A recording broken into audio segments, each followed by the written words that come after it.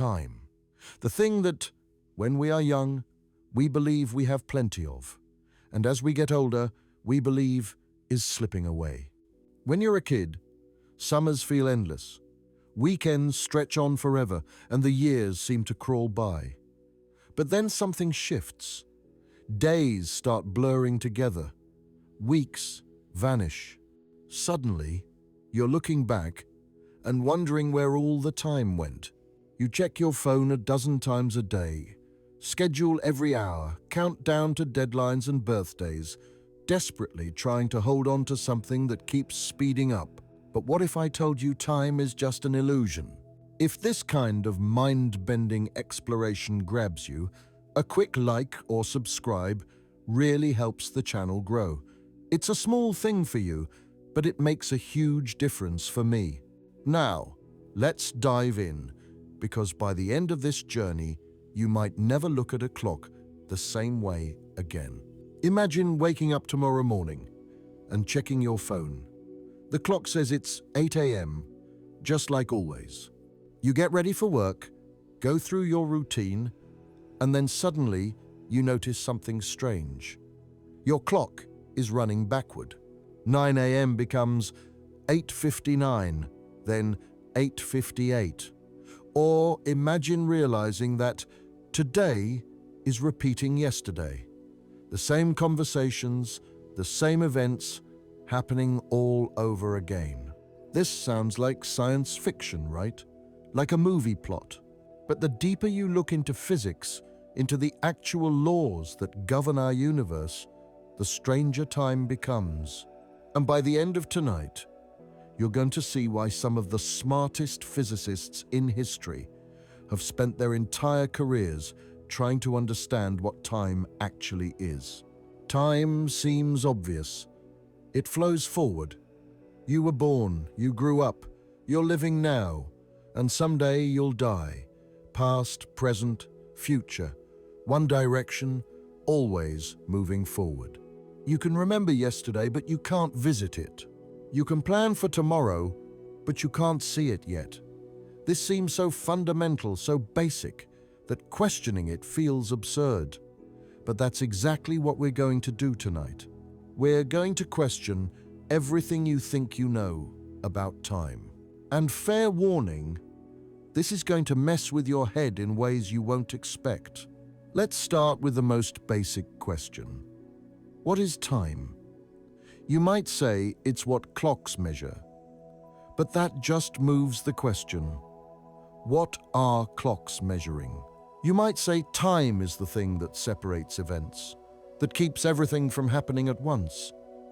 But why does it only go forward? Why can't you go backward? You might say time is change itself, the process of things happening. But then what about things that don't change? Do they exist outside of time? These aren't just philosophical puzzles. They're real questions that physicists have been wrestling with for over a century.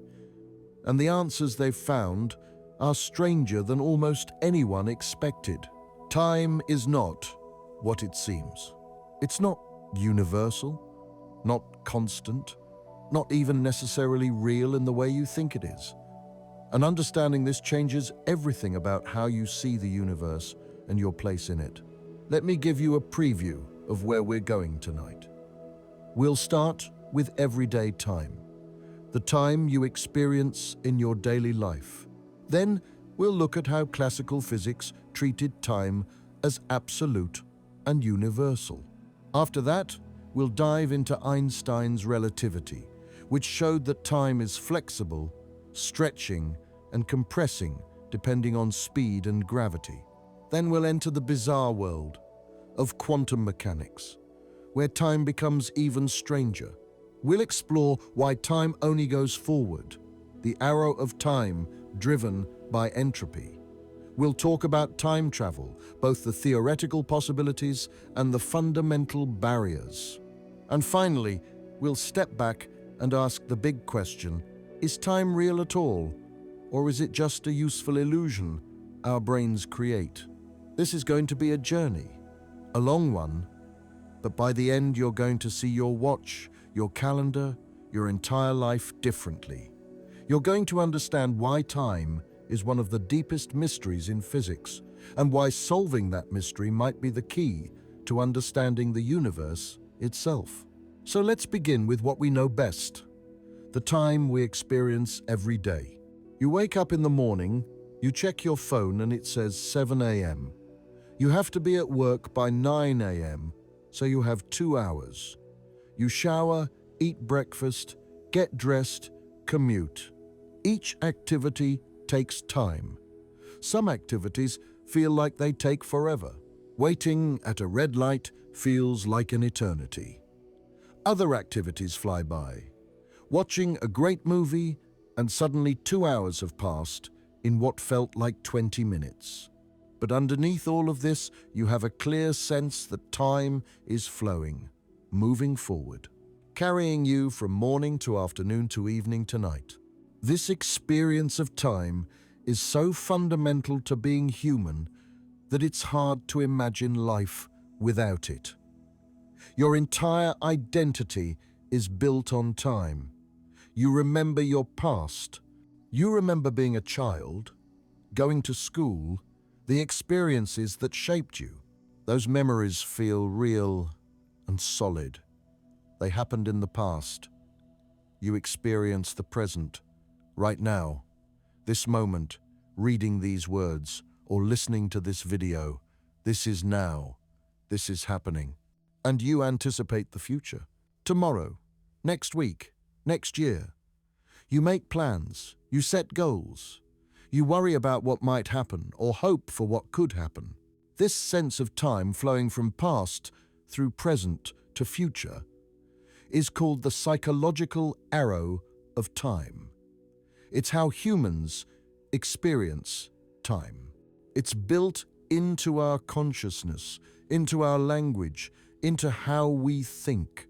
We say things like, time flies, or time drags, or I'm running out of time.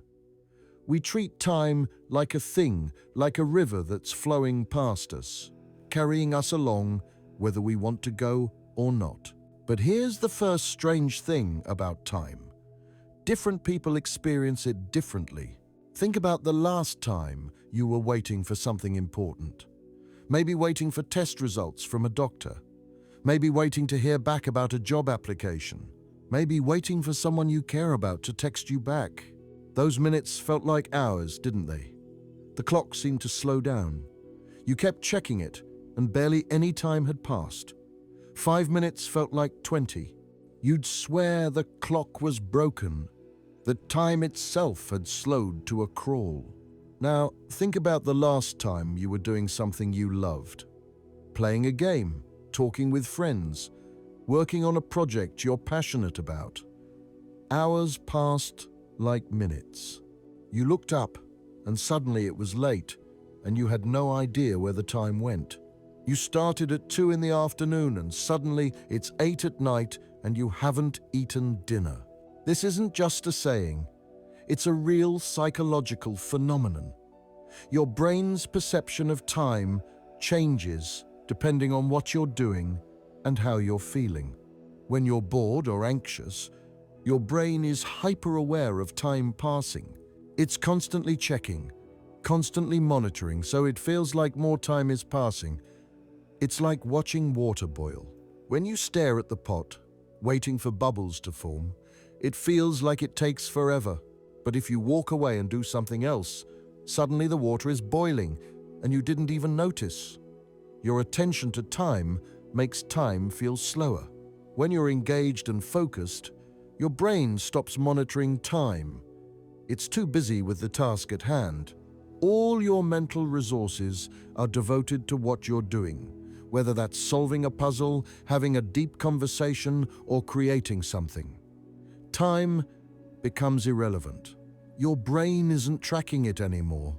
So when you finally check the clock, you're shocked by how much time has actually elapsed. This state is what psychologist Mihaly Csikszentmihalyi calls flow, a state of complete absorption where you lose track of time entirely. Scientists have studied this extensively. In one experiment, researchers had people estimate how long various activities took. People consistently overestimated the duration of boring tasks and underestimated the duration of engaging tasks. A 5-minute wait in line felt like 10 minutes. A 30-minute engaging conversation felt like 15 minutes. The actual time that passed was measured precisely by clocks, but the subjective experience of that time varied wildly depending on what people were doing and feeling. There's even stranger examples. In life-threatening situations, many people report that time seemed to slow down.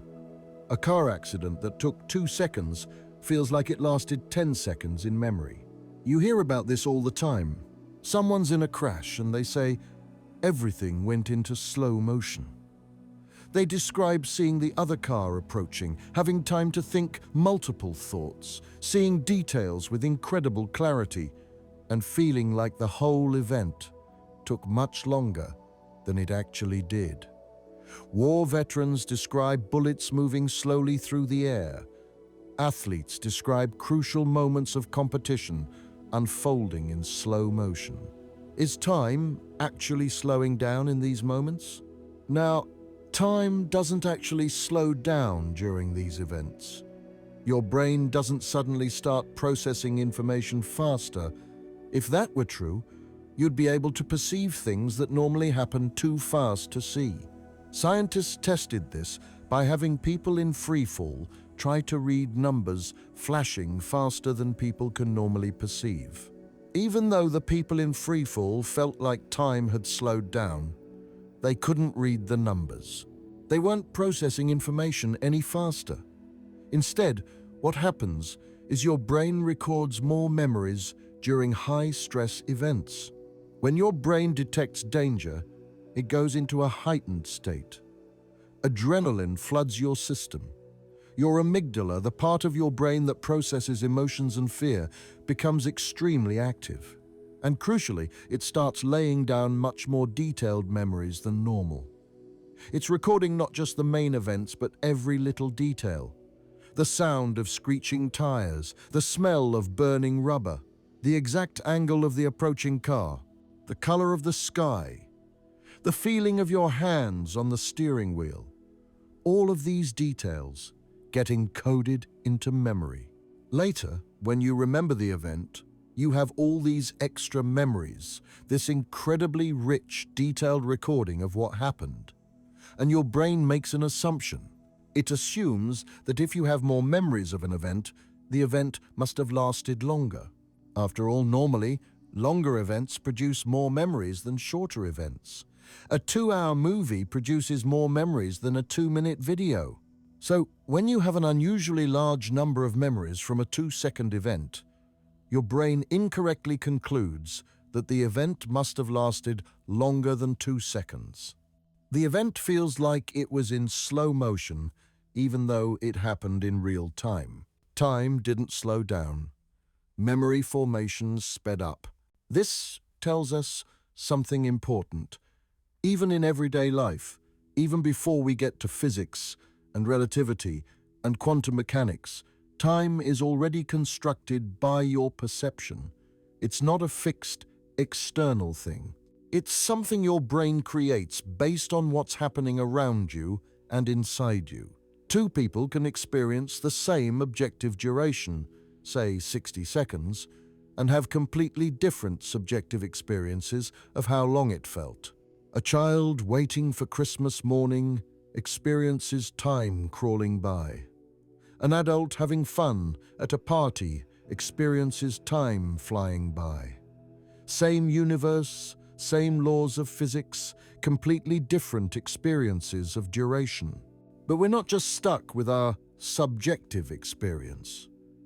Humans figured out long ago how to measure time objectively, how to create tools that track time independent of our perception. The history of timekeeping is actually fascinating because it shows how desperately we needed to measure time accurately and how hard it was to do. Ancient civilizations measured time using the natural cycles they observed. The sun rose and set. That's a day. The moon went through its phases. That's a month. The seasons changed. That's a year.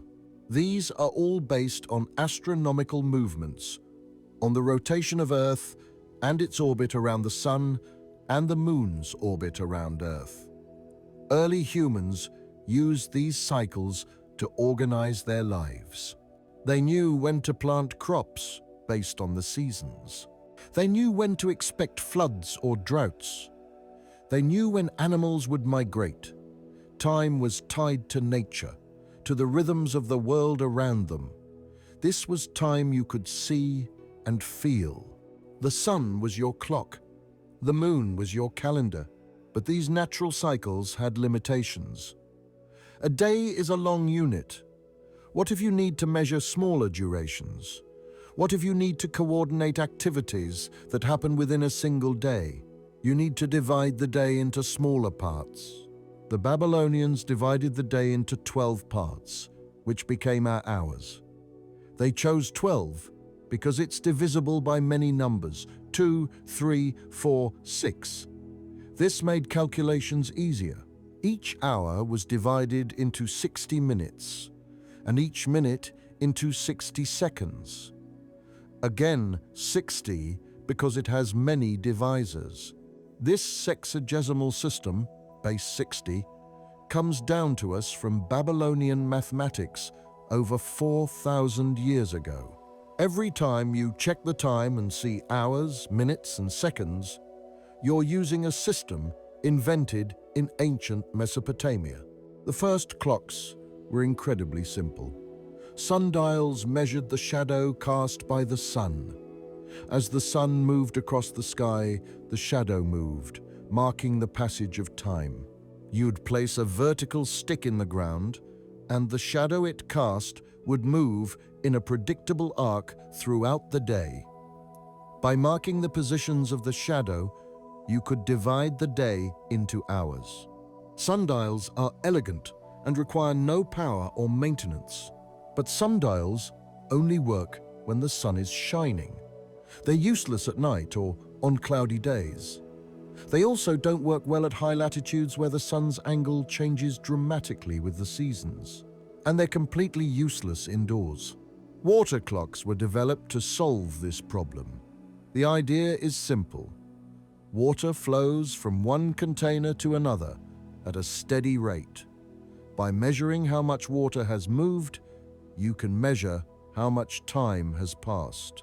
The Egyptians used water clocks as early as 1600 BC. Some water clocks were very sophisticated, with mechanisms to keep the flow rate constant even as the water level changed. But water clocks weren't very accurate. The flow rate depends on temperature, on the size of the hole the water flows through, on whether the hole gets clogged with sediment. And they needed constant refilling. Still, for thousands of years, water clocks and sundials were the best options available. Candle clocks were another early timekeeping method. You'd mark a candle with lines at regular intervals. As the candle burned, you could see how much time had passed by, which mark the candle had burned down to. The Chinese and Japanese used candle clocks extensively. Some were quite elaborate, with metal balls embedded in the wax at specific heights. As the candle burned down to each ball, the ball would fall and make a sound, marking the passage of an hour. These were the alarm clocks of the medieval period. The development of mechanical clocks in medieval Europe was revolutionary. These clocks used gears and weights to measure time with much greater precision. The key innovation was the escapement mechanism, a device that converts continuous rotation into discrete ticks. A weight pulls on a gear, making it want to spin. But the escapement only lets it advance one tooth at a time, tick by tick. This creates a regular rhythm that can be counted. For the first time, you could divide the day into hours and minutes and track them reliably, day and night, rain or shine, indoors or outdoors. This changed society in profound ways. Suddenly you could coordinate activities. You could say, "Meet me at 3 o'clock," and both people would know exactly when that was, even if they were indoors and couldn't see the sun. Work could be scheduled. Factories could operate on shifts. Church bells could ring at precise times. Time became something you could manage and control. The Industrial Revolution wouldn't have been possible without accurate clocks. When workers arrive at random times and leave at random times, you can't run a factory. You need coordination. You need schedules. You need time. But even the best mechanical clocks weren't perfect. They'd gain or lose minutes over the course of weeks or months. Temperature changes affected the metal components. The oil in the gears would thicken or thin. For most purposes, this was fine. Being a few minutes off doesn't matter much for daily life. But for navigation, it was a serious problem. Sailors needed accurate clocks to determine their longitude at sea. Here's how that works. Latitude, your north-south position, is easy to determine. You measure the angle of the sun, or North Star, above the horizon. But longitude, your east-west position, is harder. The trick is to compare local time to the time at a reference point, usually Greenwich, England. If local noon happens 3 hours after noon in Greenwich, you know you're 3 time zones west of Greenwich, about 45 degrees of longitude. But to do this calculation, you need to know what time it is in Greenwich, which means you need a clock that keeps accurate time even on a rocking ship in the middle of the ocean for months at sea. This was such an important problem that the British government offered a huge prize for anyone who could solve it. The Longitude Prize, established in 1714, offered £20,000, equivalent to millions today, for a method to determine longitude at sea within 30 nautical miles. John Harrison, a self-taught clockmaker, spent decades developing marine chronometers, incredibly precise mechanical clocks designed to keep accurate time even on a rocking ship. His fourth chronometer, completed in 1759, was accurate to within 1 second per day, even after months at sea. This was revolutionary. The invention of reliable chronometers in the 18th century made long-distance sea navigation much safer and more accurate. It opened up global trade and exploration in ways that wouldn't have been possible otherwise. Today, we have atomic clocks. These are the most precise timekeeping devices ever created.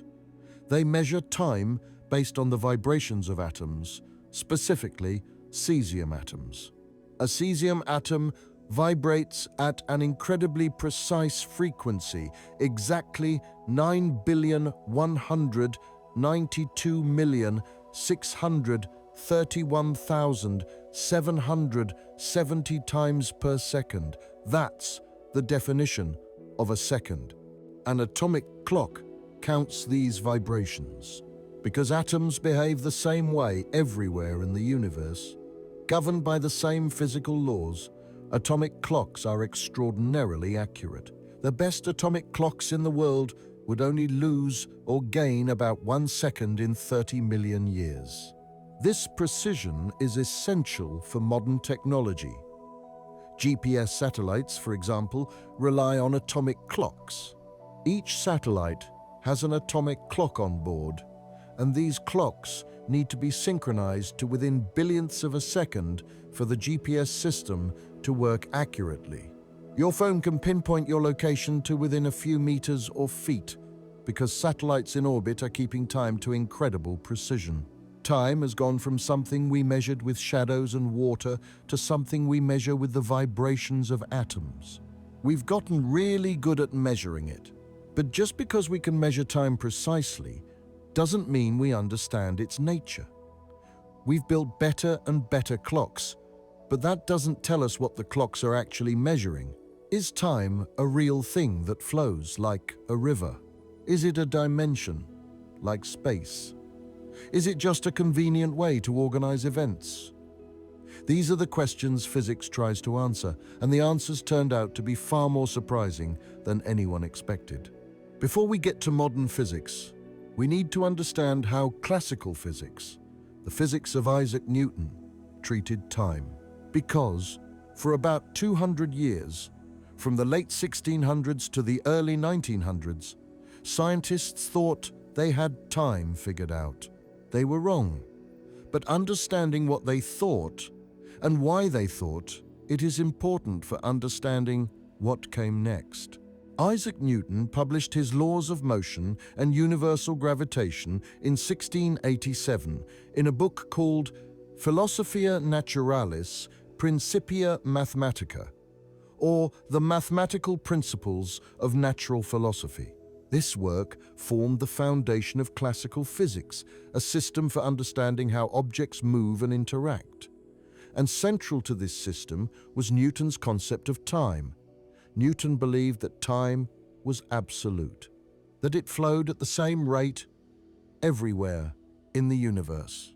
A second on Earth was the same as a second on the moon, the same as a second in a distant galaxy. Time was universal, constant, unchanging. It was like a cosmic clock ticking away the same for everyone and everything. In Newton's own words from the Principia, absolute, true, and mathematical time of itself and from its own nature flows equably without relation to anything external. This is a bold statement. Newton is saying that time exists independently of anything happening in the universe. Even if all matter and energy disappeared, even if the universe was completely empty, time would still flow forward at its steady pace. Time is the background, the stage on which events occur. But the stage exists whether or not there are any actors on it. In Newton's view, time was completely separate from space. Space was where things happened. Time was when things happened. They were independent. You could describe an event by saying where it occurred and when it occurred, but the where and when were completely different types of information. Space had 3 dimensions: length, width, and height. You need 3 numbers to specify a location in space. Time was one-dimensional, just moving forward. You only need 1 number to specify a moment in time. And time had no connection to space. They existed separately, each doing their own thing. Moving through space didn't affect your movement through time. Being in one location versus another didn't change how fast time flowed for you. This made perfect sense for everyday experience. If you drop a ball, it falls at the same rate whether you drop it in New York or London or Tokyo. The time it takes doesn't depend on where you are. If 2 events happen at the same time on Earth, say 2 people clapping their hands at exactly noon, Newton would say those events happened simultaneously. They happened at the same time, and that simultaneity was absolute. Everyone in the universe would agree that those 2 claps happened at the same moment, even if they didn't see or hear them until later, because light and sound take time to travel. The events themselves happened simultaneously in absolute time, regardless of when any particular observer became aware of them. Newton's laws of motion described how objects move through space over time. The first law says an object at rest stays at rest, and an object in motion stays in motion unless acted on by a force. The second law says force equals mass times acceleration. If you push on something, it accelerates in proportion to how hard you push and in inverse proportion to how massive it is. The third law says every action has an equal and opposite reaction. If you push on a wall, the wall pushes back on you with equal force. These laws are deterministic. If you know an object's position and velocity at one moment, and you know all the forces acting on it, you can calculate exactly where it will be at any future moment. You can also calculate where it was at any past moment. The mathematics works both forward and backward in time. The universe, in Newton's view, was deterministic. It was like a giant clockwork mechanism. God wound up the clock at the beginning, set the initial conditions, and it's been ticking along ever since, following precise mathematical laws. Every effect has a cause. Every cause leads to an effect, all marching forward through absolute time. This clockwork universe had profound implications. Pierre-Simon Laplace, a French mathematician and astronomer working in the late 1700s and early 1800s, took Newton's ideas to their logical conclusion. He proposed what's now called Laplace's demon. Imagine a being, a demon, that knows the position and momentum of every particle in the universe at one moment in time. This demon also knows all the laws of physics. With this information, Laplace argued, the demon could calculate the entire past and future of the universe with perfect accuracy. The future was already determined by the present. Nothing was random. Nothing was uncertain. Everything unfolded according to mathematical law. Time was just the parameter that tracked this unfolding. This has uncomfortable implications for free will. If the future is completely determined by the present, if your actions are just the inevitable consequences of the positions and momenta of all the atoms in your brain, which are themselves determined by their past positions and momenta going all the way back to the Big Bang, then in what sense do you have free will? Are you really making choices? Or are you just following a predetermined script written into the initial conditions of the universe? Newton himself was religious and believed in free will and divine intervention. He didn't think the universe was purely mechanical. He thought God could intervene and adjust things when necessary. But the mathematics of his laws suggested otherwise. Once you set the initial conditions and let the laws operate, everything else follows inevitably. The universe computes its own future by simply existing. Each moment determines the next moment through the laws of physics. For 2 centuries, this view of time worked incredibly well. Newton's laws accurately predicted the motion of planets, the trajectory of cannonballs, the behavior of pendulums, the orbits of comets. They were used to build machines, design bridges, navigate ships, predict eclipses. The Industrial Revolution was built on Newtonian mechanics. Steam engines, factories, railroads, all of these relied on understanding how forces cause motion over time. Classical physics was enormously successful. And because it was so successful, people assumed its foundations were correct. Time was absolute. Space was absolute. They were the fixed stage on which the universe performed. Philosophers debated the nature of time. Immanuel Kant, writing in the 1700s, argued that time and space were not external realities, but rather forms of human intuition. They were the way our minds organized sensory experience. We can't perceive anything except as existing in space and time, because space and time are built into how we perceive. But Kant still thought that within our perception, time was absolute and universal. All observers shared the same time. Scientists used Newtonian mechanics to discover new planets. In the mid-1800s, astronomers noticed that Uranus wasn't following its predicted orbit. Something was pulling on it gravitationally. Using Newton's laws, they calculated where an unknown planet would need to be to explain Uranus's motion. They pointed their telescopes at that location and found Neptune. This was a stunning confirmation of Newtonian physics. You could predict the existence and location of an entire planet just by doing the mathematics. But there were some puzzles, some things that didn't quite fit. One of the biggest was light. By the mid-1800s, physicists had figured out that light was a wave, an electromagnetic wave. James Clerk Maxwell, a Scottish physicist, had unified electricity and magnetism into a single theory in the 1860s. His equations showed that changing electric fields create magnetic fields, and changing magnetic fields create electric fields. These fields could oscillate together, creating a wave that propagates through space. And when Maxwell calculated the speed of these electromagnetic waves, he found they traveled at exactly the speed of light. This was too much of a coincidence. Light must be an electromagnetic wave. But here was the problem. Waves need something to wave in. Water waves move through water. Sound waves move through air. If you remove the air, sound can't travel. That's why there's no sound in space. So what did light waves move through? Light obviously travels through empty space.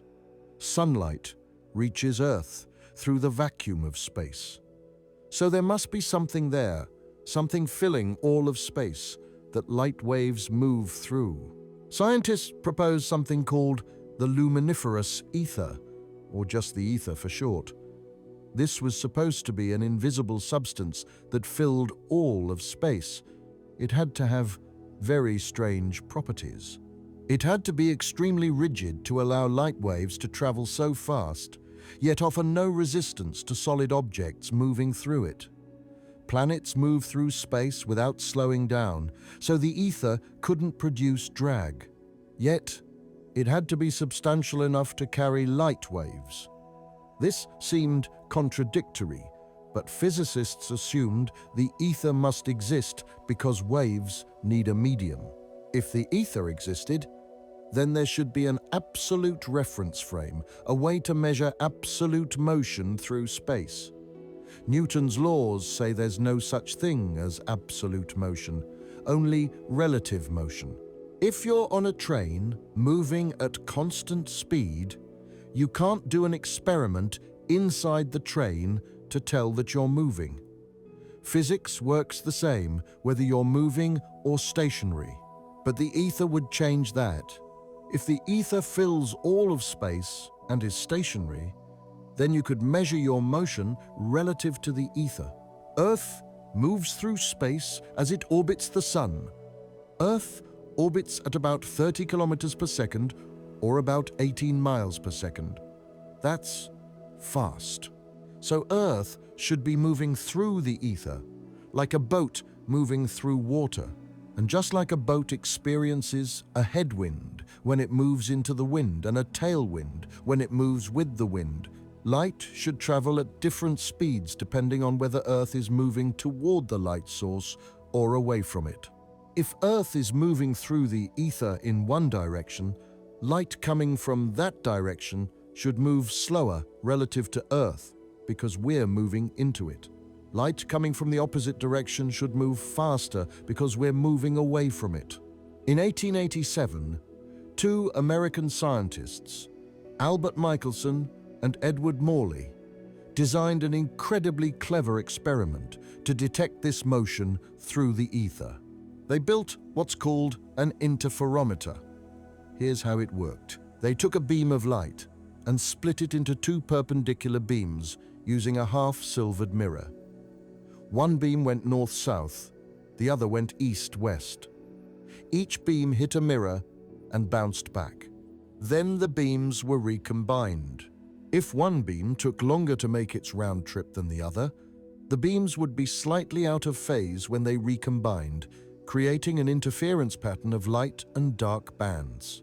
If Earth was moving through the ether, say in the east-west direction, then the beam going east-west would be going with and against the ether wind, like swimming downstream and then back upstream. The beam going north-south would be going across the ether wind, like swimming across a river current. Even though both beams travel the same distance, the times would be different because of the ether wind. The difference would be tiny, but Michelson and Morley's apparatus was sensitive enough to detect it. They set up their experiment in Cleveland, Ohio, in a basement to minimize vibrations. They floated the entire apparatus on a pool of mercury so it could be rotated smoothly. They ran the experiment at different times of day. They ran it at different times of year when Earth was moving in different directions in its orbit. They expected to see a clear signal, a shift in the interference pattern that would tell them how fast Earth was moving through the ether. They found nothing, no difference. Light traveled at exactly the same speed in every direction, regardless of Earth's motion. The interference pattern didn't shift. It was as if the ether wind didn't exist. They repeated the experiment with greater and greater precision. Still, nothing. Other scientists repeated the experiment in different locations. Same result. Light always traveled at the same speed, regardless of the direction of measurement or the motion of Earth. This result was deeply, deeply puzzling. If light is a wave in the ether, and Earth is moving through the ether at 30 kilometers per second or 18 miles per second, why doesn't the speed of light change? Scientists proposed various explanations.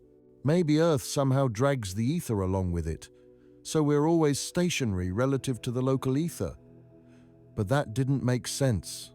How could Earth drag an invisible substance that offers no resistance to motion? Maybe the ether isn't quite what we thought. Maybe it has properties we don't understand. Maybe the experiment had some flaw, some systematic error they hadn't accounted for. But none of these explanations really worked. The simplest explanation, that there is no ether and that light simply doesn't need a medium to propagate through, seemed crazy. How could a wave exist without something to wave in? Yet that seemed to be what the experiment was suggesting.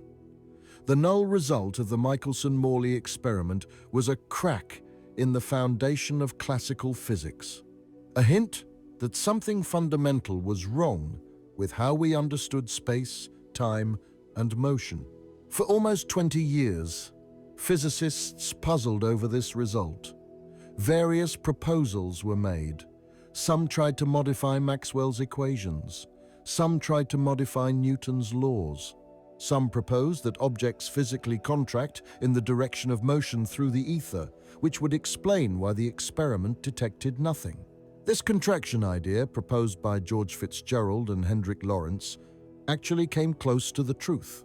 But they thought contraction was a physical effect, caused by motion through the ether, not a fundamental feature of space and time themselves. The answer came from a young patent clerk in Switzerland. His name was Albert Einstein, and in 1905, at the age of 26, he published a paper that would revolutionize physics and completely overturn Newton's absolute time. The paper was titled "On the Electrodynamics of Moving Bodies." Today, we call it special relativity, and it changed everything. Einstein started with two simple postulates. First, the laws of physics are the same in all inertial reference frames. An inertial reference frame is just a perspective that's moving at constant velocity, not accelerating. If you're sitting still in your room, that's an inertial frame. If you're on a train moving at constant speed in a straight line, that's also an inertial frame. Einstein said that physics works the same way in both. You can't do an experiment that tells you whether you're really moving or really at rest. All motion is relative. There's no absolute standard. Second, the speed of light in vacuum is constant for all observers, regardless of their motion. This directly addressed the Michelson-Morley result. Einstein simply accepted it as a fundamental fact. Light always travels at the same speed, about 300,000 kilometers per second or 186,000 miles per second, no matter how fast you're moving or which direction you're going. These two postulates seem simple, almost obvious, but they have radical consequences. If the speed of light is constant for everyone, and if physics works the same way in all inertial frames, then time cannot be absolute. Time must be relative. Different observers moving at different speeds will measure time differently. This is time dilation. Here's a thought experiment to illustrate this. Imagine you're on a train moving very fast, say half the speed of light. That's about 150,000 kilometers per second, or about 93,000 miles per second. You shine a flashlight straight up at the ceiling. From your perspective on the train, the light goes straight up and straight down. Simple. The beam goes from the flashlight to the ceiling and back. You measure the distance, say 2 meters, or about 6.5 feet. You measure the time it takes. Since light travels at 300,000 kilometers per second, or 186,000 miles per second, you calculate that the light took about 13 nanoseconds for the round trip.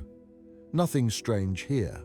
But now, imagine someone standing on the ground watching the train go by. From their perspective, things look very different. The light doesn't go straight up and down. The train is moving forward at half the speed of light. So the light follows a diagonal path. It goes up and forward as the train moves, then down and forward as it comes back. The light travels a longer distance from the ground observer's perspective than from your perspective on the train. Instead of traveling straight up 2 meters and straight down 2 meters for a total of 4 meters, or about 13 feet, it travels in a diagonal path that's longer, maybe 5 meters, or about 16 feet total. The key insight is this: both observers must measure the same speed for light. That's the second postulate of special relativity. The speed of light is constant for all observers, regardless of their motion. Speed is distance divided by time. If the ground observer sees the light travel a longer distance, but the speed is the same, then the ground observer must measure more time passing. Time must run slower for you on the train compared to the person on the ground. From the ground observer's perspective, your clock is running slow, your heartbeat is slow, your thoughts are slow. Everything about you is slow. This isn't an illusion or a trick of perception. It's not that your clock appears to run slow because of some delay in the light reaching the observer. Time actually passes at different rates for different observers depending on their relative motion. This is why we say time is relative. There's no universal time that everyone agrees on. Every observer has their own time, and these times don't match up if the observers are moving relative to each other. The mathematics of special relativity quantify this exactly. There's a formula called the Lorentz factor that tells you how much time dilates. The faster you move relative to another observer, the more extreme the time dilation becomes. At everyday speeds we're familiar with, like driving a car or flying in an airplane, the effect is tiny, unmeasurable without atomic clocks. If you drive across the country at 100 kilometers per hour or 60 miles per hour, you'll age a few nanoseconds less than someone who stayed home. That's billionths of a second. You'd never notice it, but at speeds approaching the speed of light, the effect becomes dramatic. At 90% of light speed, time dilation is about a factor of 2.3. Your clock runs about 2.3 times slower than a stationary clock. At 99% of light speed, it's a factor of 7. At 99.9%, it's a factor of 22. At 99.99%, it's a factor of 71. The closer you get to light speed, the more extreme the effect, asymptotically approaching infinity as you approach light speed itself. Imagine a spacecraft traveling at 99% of light speed. Due to time dilation, clocks on the spacecraft would run about 7 times slower than clocks on Earth from Earth's perspective. If the spacecraft traveled for 1 year, according to clocks on board, about 7 years would pass on Earth. The astronauts would return, having aged 1 year, while everyone on Earth aged 7 years. This is the famous twin paradox. One twin travels at high speed, the other stays home. When the traveling twin returns, they're younger than the twin who stayed behind. It sounds like a paradox, but it's not. It's a real consequence of time dilation, confirmed by countless experiments. Let's work through this carefully to understand why it's not actually a paradox. Imagine twin siblings, Alice and Bob. Alice stays on Earth. Bob gets into a spacecraft and travels to a star 4 light-years away at 99.9% of light speed, then turns around and comes back. From Earth's perspective, Bob's journey takes about 8 years. 4 years to get there, 4 years to get back, traveling at almost light speed.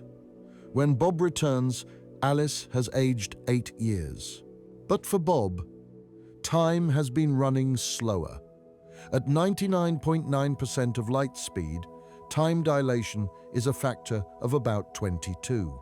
So while 8 years passed on Earth, only about 4 months passed for Bob. Bob steps out of the spacecraft having aged only 4 months, while his twin sister Alice has aged 8 years. Bob is now significantly younger than Alice, even though they were the same age when he left. You might ask, isn't motion relative? From Bob's perspective, couldn't he say that he was stationary and Earth moved away and then came back?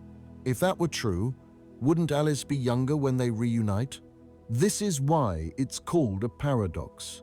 It seems like there's a symmetry that should make the situation ambiguous. But there isn't. The situation is not symmetric. Bob accelerated. He turned around, he experienced forces that Alice didn't experience. Acceleration breaks the symmetry. Bob's reference frame was not inertial during the acceleration phases. Alice's reference frame stayed inertial the whole time. The laws of physics distinguish between them. Bob is the one who's younger when they reunite, not Alice. This has been tested experimentally, not with humans traveling to distant stars, obviously, but with atomic clocks.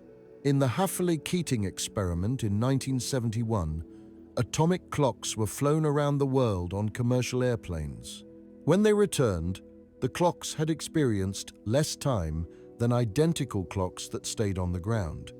The difference matched exactly what relativity predicted. The moving clocks ran slow. Time dilation is real, measurable, and matches Einstein's predictions precisely. We've actually tested this with atomic clocks. In 1971, physicists Joseph Hafele and Richard Keating put atomic clocks on commercial airplanes and flew them around the world, once eastward and once westward. When the planes landed, they compared the clocks that had been flying to clocks that had stayed on the ground. The flying clocks had experienced less time. The difference was tiny, just a few hundred nanoseconds, but it matched exactly what relativity predicted. Time dilation is real. It's been measured. It's not just a mathematical curiosity or a thought experiment. It actually happens. GPS satellites provide even more dramatic confirmation.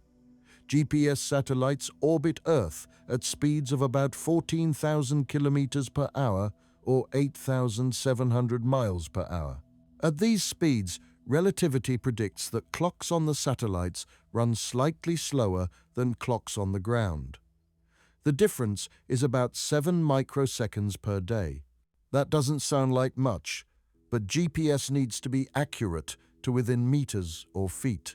Light travels about 300 meters or about 1,000 feet in 1 microsecond. If we didn't account for time dilation, GPS would accumulate errors of several kilometers or a few miles per day. The fact that GPS works, that your phone can pinpoint your location to within a few meters or feet, is proof that time dilation is real and that we understand how to calculate it. But special relativity only deals with observers moving at constant velocity. Einstein wanted to extend his theory to include acceleration and gravity. This led to general relativity, published in 1915. General relativity is even stranger than special relativity. It says that gravity isn't a force, not in the traditional sense. Instead, gravity is the curvature of spacetime itself. Massive objects like planets and stars warp the fabric of spacetime around them. Objects moving through this warped spacetime follow curved paths, and we interpret this as the effect of gravity. And here's the crucial part for our discussion. This warping of spacetime doesn't just affect space, it affects time too. Time runs slower in stronger gravitational fields. If you're deep in a gravity well, like near the surface of a massive planet or near a black hole, time passes more slowly for you than for someone far away from the gravitational source. This is gravitational time dilation. Let me give you an analogy. Imagine spacetime as a rubber sheet stretched tight. If you place a heavy ball on the sheet, it creates a dip. The sheet curves around the ball. Now imagine rolling a marble across the sheet. If the sheet was flat, the marble would roll in a straight line. But with the dip from the heavy ball, the marble's path curves. It might even orbit around the dip. That curved path is what we call gravity. Now imagine that the rubber sheet represents not just space, but time as well. The dip doesn't just curve the path through space. It slows down time. The deeper you go into the dip, the slower time runs. This has been tested too. Clocks at higher altitudes, farther from Earth's surface, and thus in a weaker gravitational field, run faster than clocks at sea level. The difference is tiny, but it's measurable with atomic clocks. GPS satellites have to account for this too. They're about 20,000 kilometers, or 12,400 miles above Earth's surface, where gravity is weaker. General relativity predicts that clocks on the satellites run about 45 microseconds faster per day than clocks on the ground. Combined with the special relativity effect making them run slower, the net result is that satellite clocks run about 38 microseconds faster per day. GPS systems correct for this. Without these corrections accounting for both special and general relativity, GPS would fail within minutes. The most extreme example of gravitational time dilation involves black holes. A black hole is a region of spacetime where gravity is so strong that nothing, not even light, can escape. At the center is a singularity, a point where density becomes infinite and the laws of physics as we know them break down. All the mass of the black hole is compressed into this infinitely small point. The mathematics say the density is infinite, though we don't really know what happens at the singularity because our theories break down there. We need a theory of quantum gravity to understand singularities, and we don't have one yet. Surrounding the singularity is the event horizon, the point of no return. Once you cross the event horizon, you can never escape. All paths lead inward to the singularity. Even if you fire your rockets at full power away from the black hole, you'll still fall inward. Space itself is falling into the black hole faster than you can move through space. It's like trying to swim upstream in a river that's flowing faster than you can swim. No matter how hard you try, you're carried downstream. Near the event horizon, space is falling inward, faster than light can travel outward. That's why nothing can escape. Light itself is trapped, pulled inexorably toward the singularity. Near a black hole, time dilation becomes extreme. If you were falling toward a black hole and you looked back at the universe, you'd see time speeding up. Stars would age and die in what seemed like moments to you. Galaxies would collide and merge. Billions of years of cosmic history would unfold before your eyes in what felt like minutes or hours to you. The universe's entire future would flash by as you fell toward the horizon. But if someone far away from the black hole was watching you fall in, they'd see something completely different. They'd see you slow down as you approached the event horizon. From their perspective, you'd take forever to cross it. Your clock would run slower and slower, asymptotically approaching zero. They'd never actually see you cross the horizon. You'd appear frozen in time, forever falling, forever getting closer, but never quite reaching that boundary.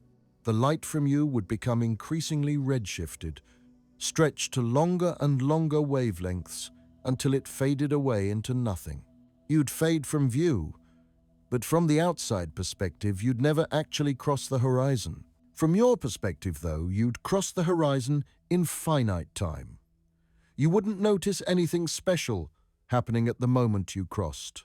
There's no wall, no barrier, no sign that marks the event horizon.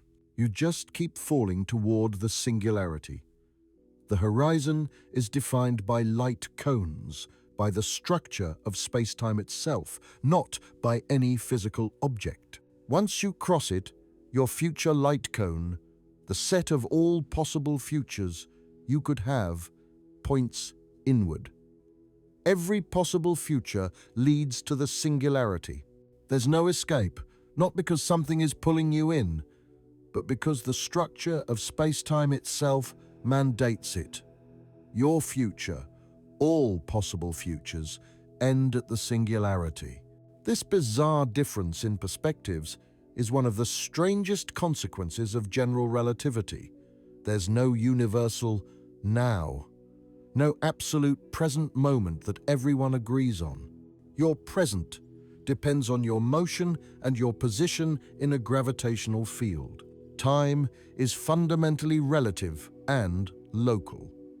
Every observer has their own experience of time, their own flow of past to future, and these don't necessarily line up with anyone else's. Einstein's relativity showed that space and time are not separate.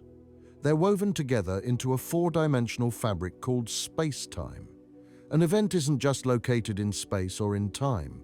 It has 4 coordinates, 3 spatial, and 1 temporal. You need to specify not just where something happened, but when it happened to fully describe an event. Moving through space and moving through time are connected in fundamental ways.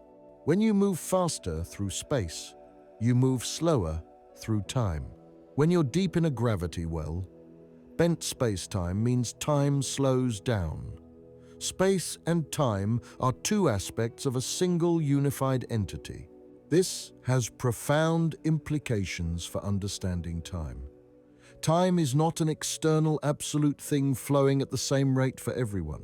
It's part of the structure of the universe, inseparable from space, flexible and relative.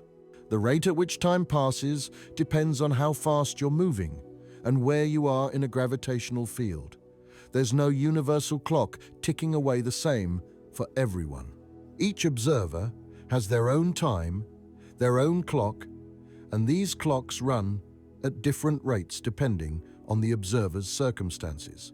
But if relativity made time strange, quantum mechanics is about to make it even stranger. Quantum mechanics is the physics of the very small, the realm of atoms and subatomic particles. It was developed in the early 20th century, around the same time as relativity. But while relativity deals with very fast things and very massive things, quantum mechanics deals with very tiny things. And at this scale, the universe behaves in ways that seem completely bizarre. In classical physics, objects have definite properties. A ball is in a specific location. It's moving at a specific speed in a specific direction. You can measure these properties and predict where the ball will be in the future. Quantum mechanics says that at the atomic scale, this isn't true. Particles don't have definite positions or velocities, until you measure them. Before measurement, they exist in a superposition, a combination of all possible states. Only when you observe the particle does it choose a definite state. This is famously illustrated by Schrödinger's cat, a thought experiment proposed by physicist Erwin Schrödinger. Imagine a cat in a sealed box with a vial of poison. There's a mechanism that will break the vial based on a quantum event, like the decay of a radioactive atom. Quantum mechanics says the atom is in a superposition of decayed and not decayed until you observe it. Therefore, the cat is in a superposition of alive and dead until you open the box and look. Only when you observe does the cat become definitely alive or definitely dead. Before that, it's somehow both. This seems absurd. Cats are either alive or dead, not both. But at the quantum level, this is how reality works. Particles really do exist in superpositions. We've tested this countless times. The double-slit experiment is a classic demonstration. Fire electrons, one at a time, at a barrier with two slits. Put a detector screen on the other side. Each electron goes through one slit or the other, right? But the pattern that builds up on the screen is an interference pattern, the kind of pattern you get when waves overlap. The electron somehow goes through both slits at once, interfering with itself. It exists in a superposition of going through slit 1 and going through slit 2. Only when it hits the detector screen does it decide where to land. But here's where it gets really strange. If you put a detector at the slits to see which slit each electron goes through, the interference pattern disappears. Now each electron goes through one slit or the other, not both. The act of measuring which path the electron took changes the outcome. It's like the electron knows it's being watched and behaves differently. This is the measurement problem in quantum mechanics, and it's deeply connected to the nature of time. In classical physics, you can observe something without changing it. You look at a ball, you see where it is, and the ball doesn't care that you looked at it. But in quantum mechanics, observation fundamentally changes the system. Before measurement, the particle is in superposition. After measurement, it has a definite state. The measurement causes a collapse of the wave function, the mathematical description of the particle's superposition. And this collapse is instantaneous. It doesn't matter how spread out the wave function was in space. The moment you measure the particle in one location, the probability of finding it elsewhere instantly becomes zero. This has weird implications for time. In classical physics, causality is clear. A causes B, B causes C, always in that order. But in quantum mechanics, things get murky. There's an experiment called Wheeler's delayed choice experiment, proposed by physicist John Wheeler. Here's how it works.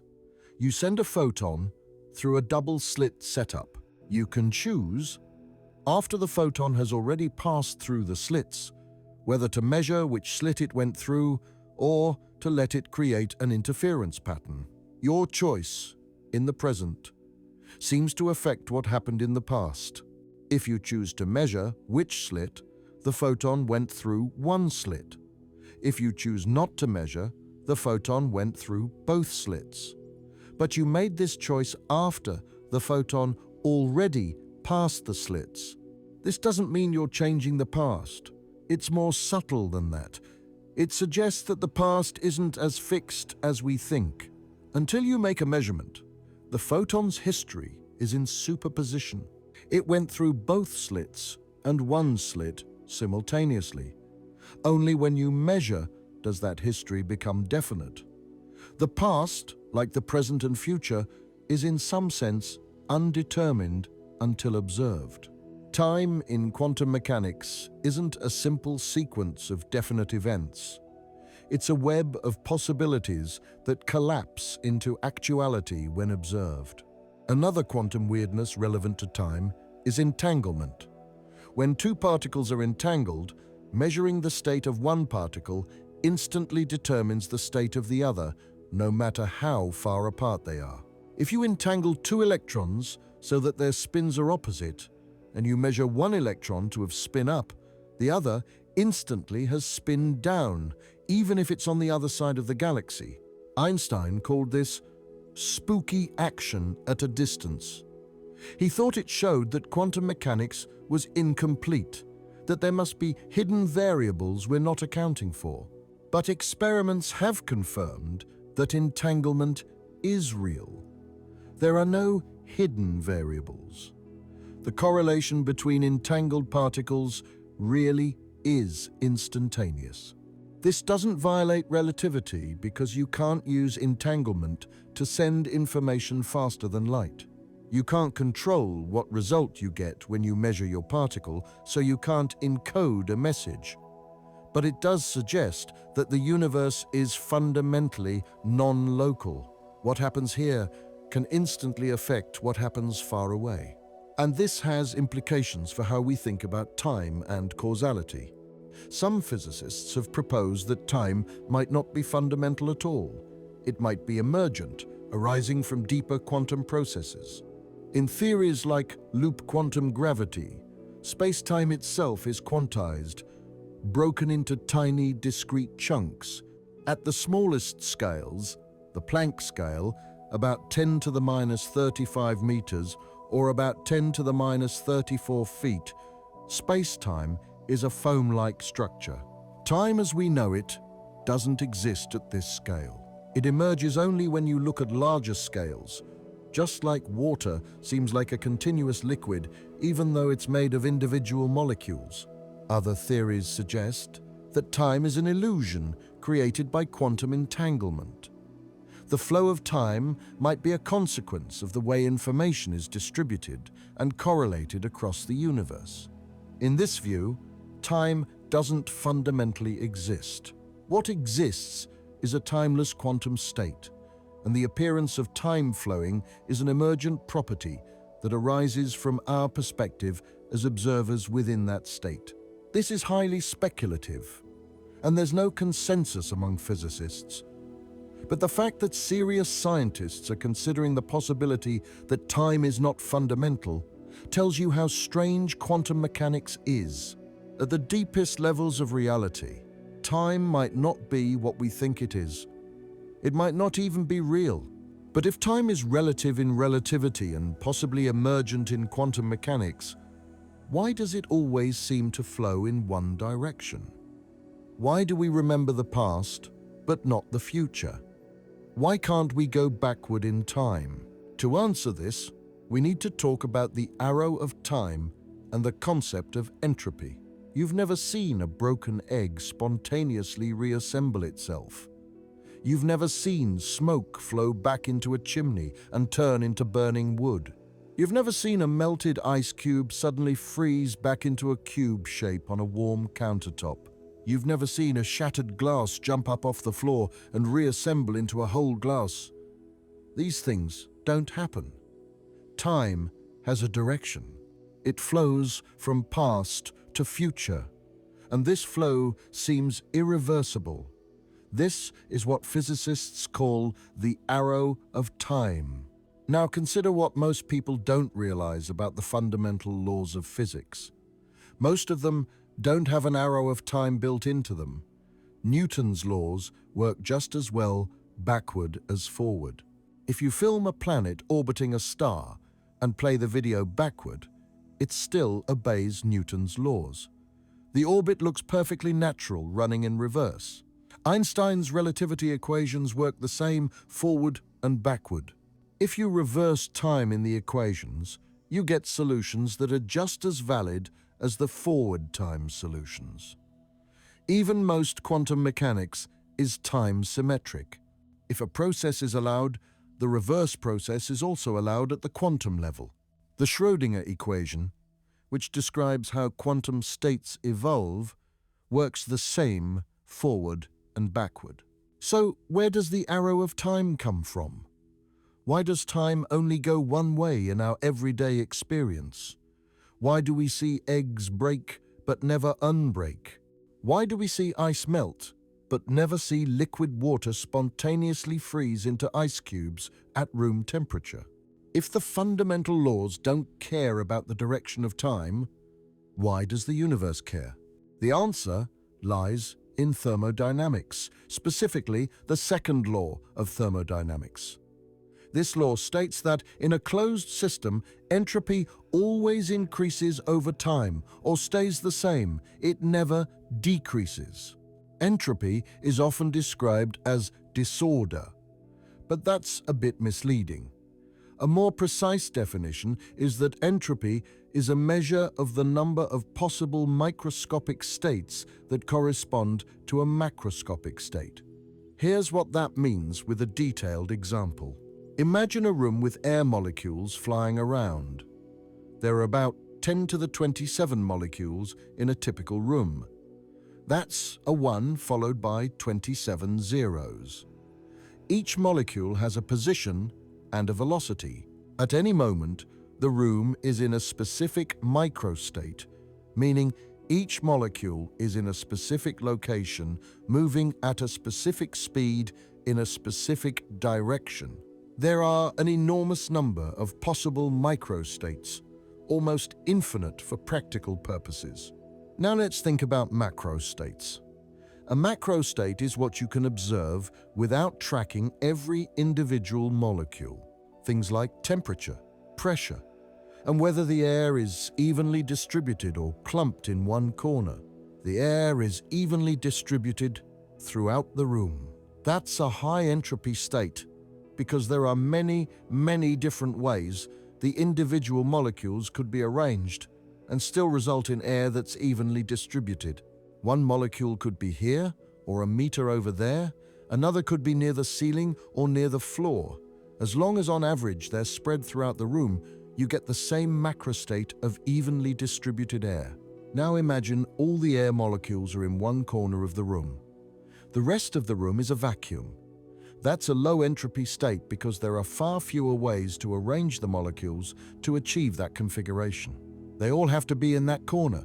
You can't have one molecule way over in the opposite corner because then the air wouldn't all be in one corner anymore. The number of microstates corresponding to all air in one corner is much smaller than the number of microstates corresponding to air evenly distributed. The second law says that systems naturally evolve from low entropy states to high entropy states. They go from ordered configurations with few possibilities to disordered configurations with many possibilities. Why? It's just statistics. It's probability. If you start with all the air in one corner and let the molecules move randomly, they'll naturally spread out. Not because there's a force pushing them apart, but simply because there are more ways for them to be spread out than bunched together. Random motion will explore all possible configurations, and since there are overwhelmingly more configurations with spread out air than with bunched together air, you'll end up with spread out air. An analogy makes this clearer. Imagine you have a deck of 52 cards neatly organized by suit and rank. All spades together, then hearts, then diamonds, then clubs. Each suit ordered from ace to king. That's low entropy. There's only one arrangement that's perfectly sorted this way. Now shuffle the deck once. It becomes disordered. That's higher entropy. Now shuffle again. It's still disordered, probably in a different way, but still disordered. Keep shuffling. The deck stays disordered. Each shuffle puts it in a different disordered state, but you never shuffle it back into perfect order by accident. Why not? Because there's only one perfectly sorted arrangement, but there are over 8 times 10 to the 67 possible arrangements total.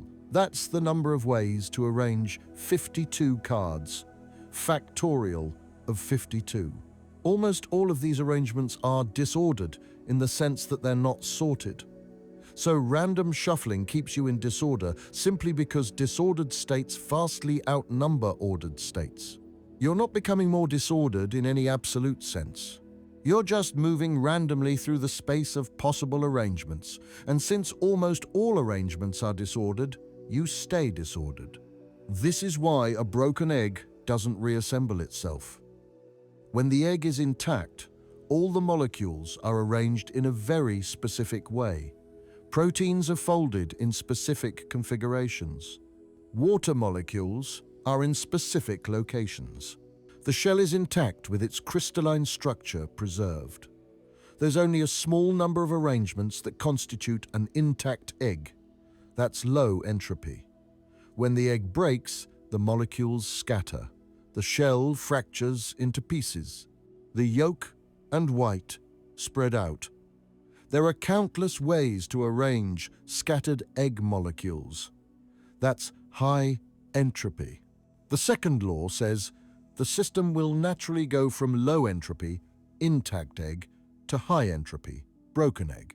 Going the other way, from broken to intact, would require an incredibly unlikely coincidence where all the molecules just happen to move into exactly the right configuration.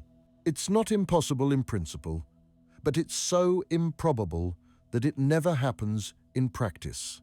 Consider the actual numbers here. The probability of a broken egg spontaneously reassembling is something like 10 to the minus 1 billion.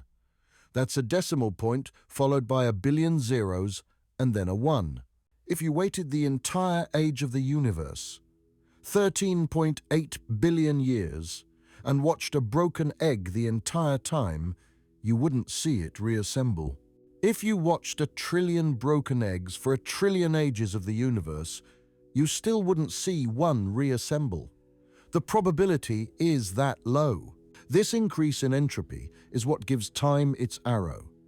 When you see entropy increasing, you can tell which direction is the future. The future is the direction where things are more disordered, more random, more spread out. The past is the direction where things were more ordered, more concentrated, more organized. This is why we remember the past, but not the future. Think about what memory is. Memory is a low entropy state. Your brain stores information in ordered patterns of neurons. Certain synapses are strengthened, others are weakened, creating a pattern that represents a memory of an event. Creating this pattern requires decreasing entropy locally in your brain. The neurons have to be in a specific configuration. This is possible because your brain is not a closed system. It gets energy from food and oxygen from breathing. You can decrease entropy locally by increasing entropy elsewhere. You burn fuel, which increases entropy, and use that energy to create ordered structures like memories. But the information in memory is about past events. The ordered state, your memory, was created after the event happened. Your neurons got configured in a certain way after you experienced something. You can't have a memory of something before it happens, because the low entropy state that constitutes the memory can't exist until after the event that created it. This is why causation runs from past to future. Causes must precede effects, because effects are low entropy states created by causes, and low entropy states can only arise after the events that create them. This is also why you can't unbreak an egg or unburn wood or reverse any irreversible process. These are processes where entropy increases. The broken egg has more entropy than the intact egg. The burnt wood and smoke have more entropy than the unburnt wood. Once entropy has increased, it doesn't spontaneously decrease. The system doesn't randomly reorganize itself into a lower entropy state. Time flows in the direction of increasing entropy, always. Now here's the big question. Why was entropy low in the past? The second law says entropy increases over time. So if you go back in time, entropy must have been lower. If you go all the way back to the beginning of the universe, to the Big Bang, entropy must have been at or near its minimum. The early universe must have been in an incredibly low entropy state. Why? We don't know. This is one of the deepest unsolved problems in cosmology. The Big Bang happened about 13.8 billion years ago. In the first moments, the universe was unimaginably hot and dense. All the matter and energy that would eventually form all the galaxies, stars, and planets was compressed into a tiny volume smaller than an atom. The temperature was so high that matter as we know it couldn't exist. Protons and neutrons hadn't formed yet. Even quarks, the building blocks of protons and neutrons, were barely distinguishable as separate particles. Everything was a hot soup of fundamental particles and energy. As the universe expanded, it cooled. Within the first few minutes, protons and neutrons formed. About 380,000 years after the Big Bang, the universe cooled enough for atoms to form. Before this, electrons couldn't stay bound to nuclei because the temperature was too high. Any atom that formed would immediately be blasted apart by high-energy photons. But at 380,000 years, the universe had cooled to about 3,000 degrees Celsius, or about 5,400 degrees Fahrenheit. Electrons could finally bind to nuclei and stay bound. Hydrogen atoms formed. Helium atoms formed. These are the first atoms in the universe. Before this moment, there were no atoms. After this moment, the universe was full of neutral atoms. This is also when light could travel freely for the first time. Before atoms formed, the universe was opaque. Photons couldn't travel far without hitting an electron and scattering. But once atoms formed, most of the electrons were bound inside atoms. Photons could travel freely through space.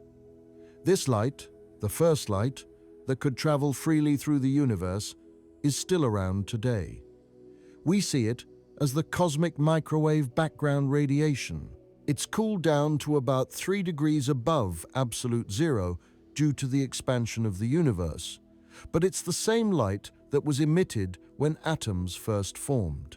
Every direction you look in the sky, you're seeing this ancient light from 380,000 years after the Big Bang.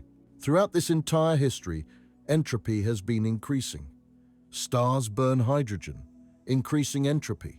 They convert low-entropy concentrated energy, hydrogen nuclei, into high-entropy dispersed energy, helium and radiation. Galaxies collide and merge, increasing entropy. Black holes form and grow, increasing entropy.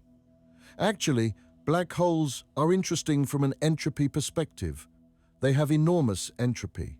A black hole's entropy is proportional to the area of its event horizon. Larger black holes have more entropy. When matter falls into a black hole, the entropy of the universe increases. Everything that happens increases the total entropy of the universe, or at least keeps it the same. But why did the universe start in such a low entropy state? This is called the past hypothesis, the assumption that the universe began in a very low entropy state. We don't know why this assumption is true. We just observe that it is. If the universe started in a high entropy state, it would have been maximum disorder. It would have been a uniform gas with no structure, no galaxies, no stars, no planets, no life. Everything would be evenly distributed at maximum entropy, and nothing would ever happen because there would be no way to decrease entropy locally. You need low entropy available to drive processes. Life is a low entropy structure maintained by increasing entropy elsewhere. Imagine a cold, empty universe, dark and featureless. That's high entropy. Nothing interesting happens in a high entropy universe. Everything is at equilibrium. No gradients, no differences in temperature or density, no flow of energy from one place to another. But our universe started with enormous structure at very small scales. Quantum fluctuations in the early universe created tiny differences in density. Some regions were slightly denser than average, others slightly less dense. These tiny differences, imprinted in the fabric of space-time during the inflationary period in the first tiny fraction of a second after the Big Bang, grew over time. Gravity amplified them. Denser regions attracted more matter, becoming even denser. These regions eventually collapsed to form galaxies and stars. This initial structure, these quantum fluctuations, represent low entropy. The universe could have started completely uniform with no fluctuations at all. That would be higher entropy. But it didn't. It started with structure, with order, with low entropy. Why? One possibility is that this is just a brute fact about our universe. It started in a low entropy state, and that's that. There's no deeper explanation. The initial conditions were what they were. Another possibility involves the multiverse. Some theories in cosmology suggest that our universe might be just one of many in a vast multiverse. Most universes in the multiverse might start with high entropy and stay that way forever. Dead and unchanging, featureless voids where nothing happens.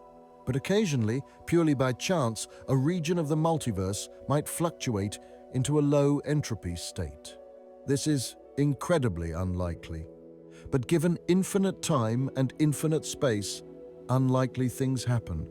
That low entropy pocket could expand and become a universe like ours, starting with low entropy and evolving toward high entropy. We find ourselves in such a universe not because it's typical, but because only in a low entropy universe can complexity arise. Only in a universe starting with low entropy can you have stars, planets, chemistry, life, observers. This is a form of anthropic reasoning. We observe a low entropy universe because only a low entropy universe can have observers to observe it.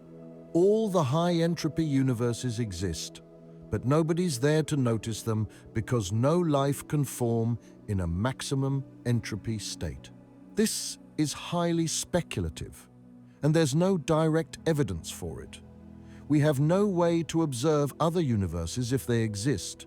The multiverse might be fundamentally unobservable, but it's an attempt to explain why entropy was low at the Big Bang, which in turn explains why time has an arrow. The arrow of time, the fact that time flows from past to future and not the other way, is a consequence of entropy increasing. And entropy increases because the universe started in a low entropy state for reasons we don't fully understand. But there's another perspective on time that's even more radical. It's called the block universe, or eternalism. This view takes relativity seriously and suggests that past, present, and future all exist equally. They're all real, all part of the four-dimensional fabric of space-time. Time doesn't flow.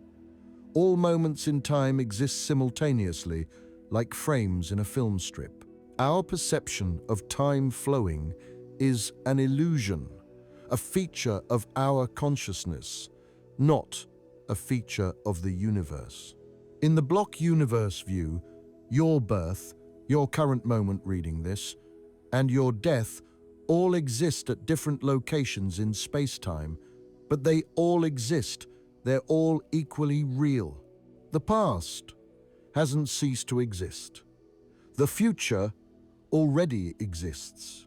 You just experience them, one at a time, moving along your world line through space-time. It's like watching a movie. All the frames of the movie exist on the film. The whole story is there. But when you watch it, you see one frame at a time in sequence, creating the illusion of motion and flow. This view is consistent with relativity. In relativity, there's no universal present. Different observers have different definitions of now. If there's no universal now, then it doesn't make sense to say the past is gone and the future hasn't happened yet. Instead, all of spacetime exists as a single four-dimensional structure. The flow of time is just our subjective experience as we move through this structure. Many physicists find the block universe view compelling because it takes relativity seriously, but it has uncomfortable implications. If the future already exists, is the future determined? Do you have free will? Or is everything you'll ever do already set in stone, existing in the future region of the block? These are philosophical questions as much as scientific ones, and there's no consensus on the answers. But whether time flows or whether it's an illusion, whether the universe is a block or a dynamic, evolving system, one thing we can ask is whether time travel is possible. Can we move through time in ways other than the normal forward progression at 1 second per second? This is where things get really speculative and really fun.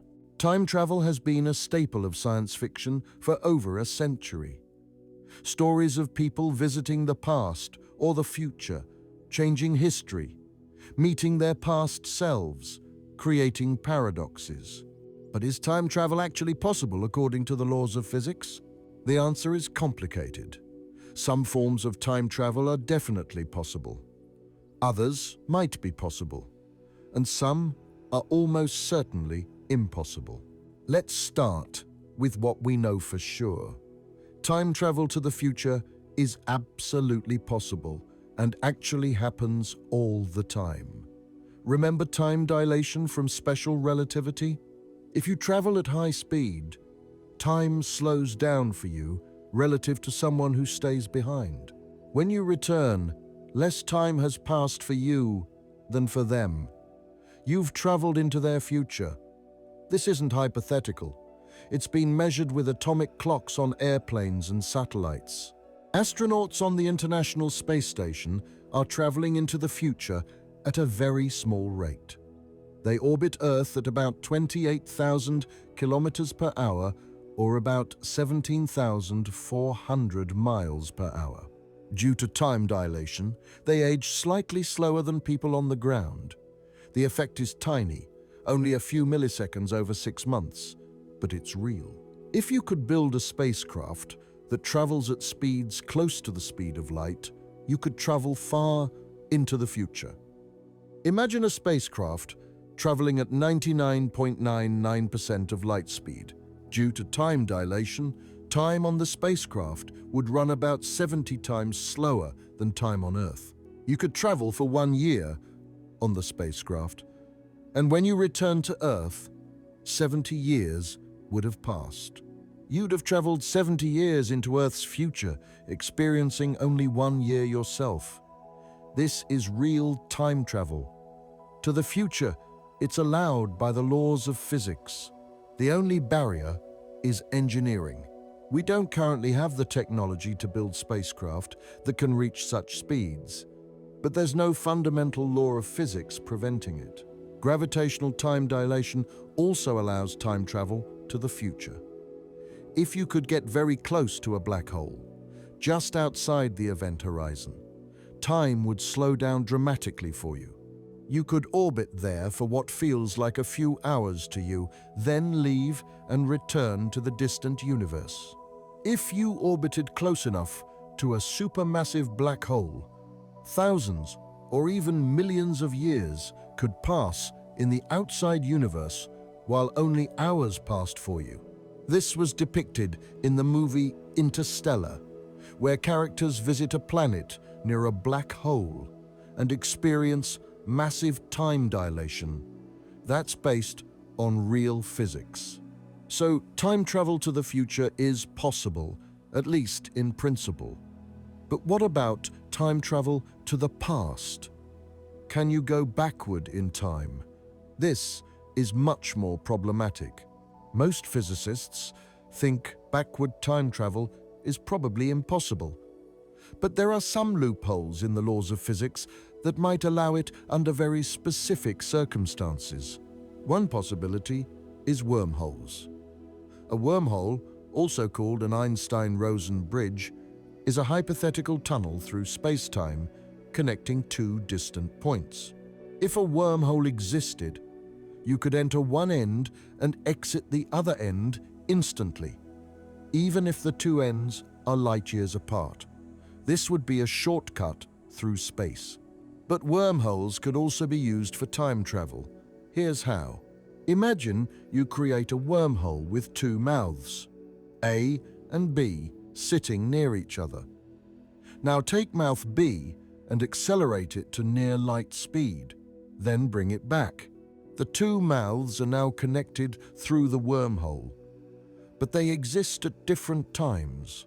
If you enter mouth A, you exit mouth B, but mouth B is in the past relative to mouth A. You've traveled backward in time. This is allowed by general relativity's equations. Wormholes are solutions to Einstein's field equations, but there are problems. First, we don't know if wormholes actually exist. We've never observed one. Second, wormholes, if they exist, are probably incredibly unstable. They'd collapse almost instantly unless held open by exotic matter with negative energy density. We don't know if such matter exists. Some quantum effects can create small regions of negative energy, but whether you could gather enough to hold a wormhole open is unknown. Third, even if you could create and stabilize a wormhole, using it for time travel creates paradoxes. This brings us to the famous paradoxes of time travel. The most well-known is the grandfather paradox. Imagine you travel back in time and kill your grandfather before he has children. If you kill him, your parent is never born, which means you're never born, which means you can't travel back in time to kill him, which means he lives, which means you are born, which means you can travel back and kill him. It's a loop, a contradiction. The grandfather paradox suggests that backward time travel might be logically impossible. There are proposed resolutions. One is the multiverse or many worlds interpretation. When you travel back in time, you don't go to your past. You go to an alternate universe that's very similar to your past. In that universe, you kill your alternate grandfather. That prevents your alternate self from being born in that universe. But it doesn't affect you because you came from a different universe. There's no paradox because you're not erasing your own history. You're just creating a new timeline that branches off from the original.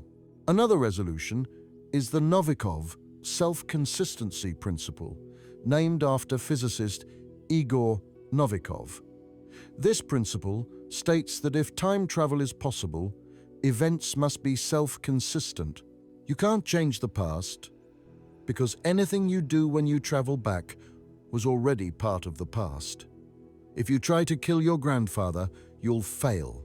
Maybe your gun jams, or you miss, or you kill the wrong person, or something else prevents you. The universe conspires to prevent paradoxes. You're free to try, but you can't succeed in creating a contradiction. This is a bit unsatisfying because it seems to take away free will.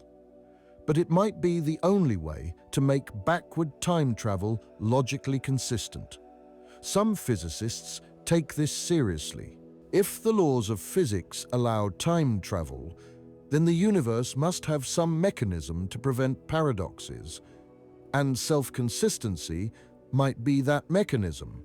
Another time travel method is closed time-like curves.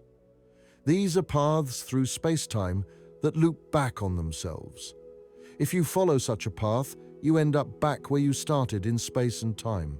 These exist in some solutions to Einstein's equations, like the Gödel metric, a model of a rotating universe proposed by mathematician Kurt Gödel in 1949.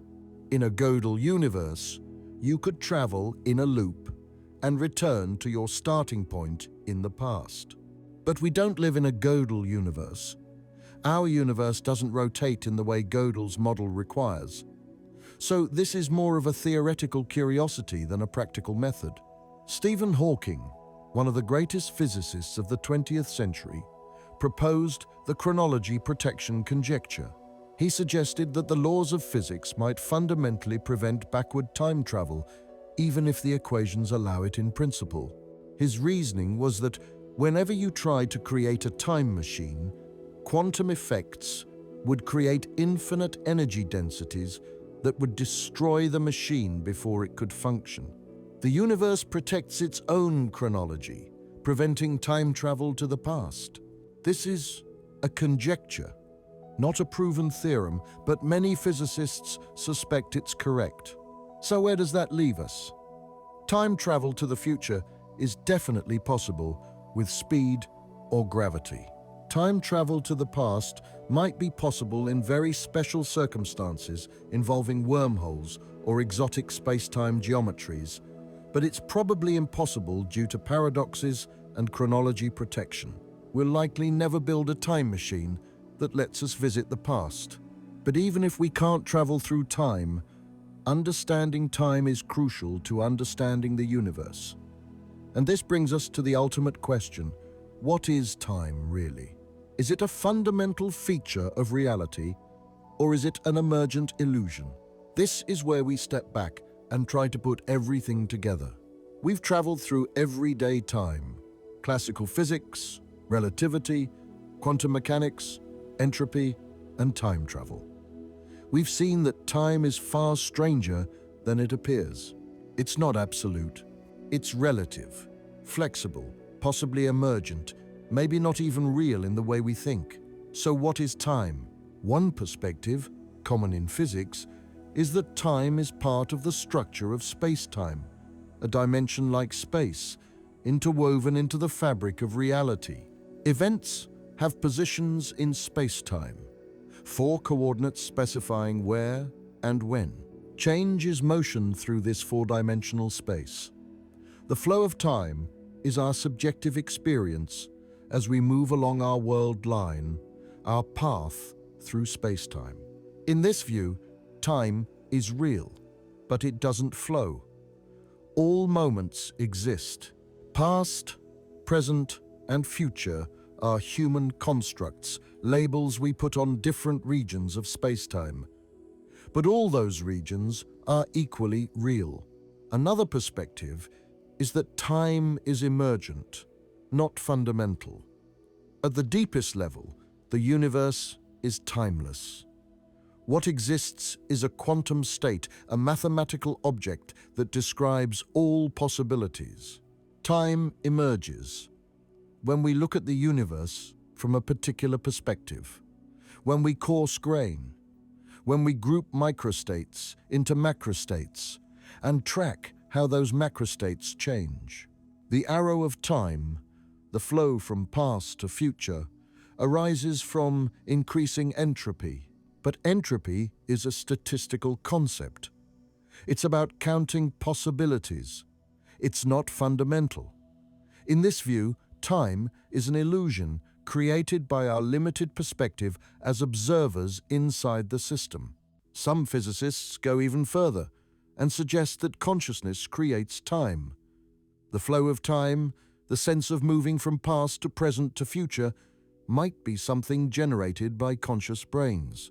Our brains create a narrative, a story of our lives, and that story has a temporal structure. We remember the past, experience the present, anticipate the future. But this temporal structure might be a feature of how our brains process information, not a feature of the external world. The universe might be timeless, a static 4-dimensional block, and time is the way our consciousness navigates through that block. This is highly speculative.